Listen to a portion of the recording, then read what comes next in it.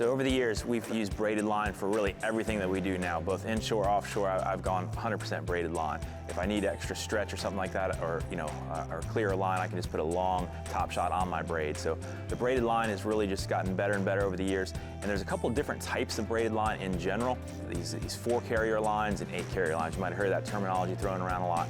Well, what that really means is they're weaved together, and the 4 carriers, 4 weaves going together, and 8 carriers, 8 weaves going together.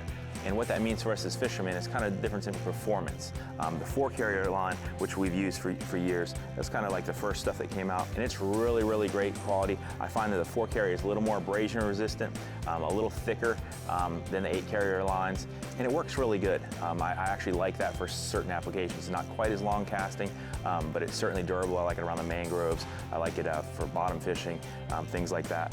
And really on the bigger rods, I like this a lot for the reason, like if I'm using an 80 size reel for big sharks or offshore or something like that, I like this 4 carrier line because it doesn't show any spin. If you reel against the drag, it doesn't flatten out. So I do like that for my bigger rods. But the 8 carrier has a lot of advantages too. The 8 carrier lines are smoother. It's usually a little thinner, smooth to the touch, doesn't make noise going through the rod tips, so a lot of guys like it because of that.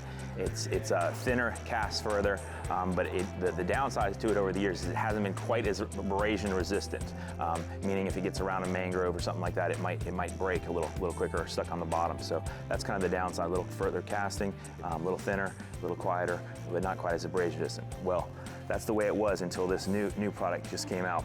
Daiwa is making this J-Braid, and this is the 8 carrier Grand, they call it. It's a new technology that's allowing this 8 carrier line to have the smoothness and all the advantages of the 8 carrier line, but it has the same abrasion resistance or better than a 4 carrier line.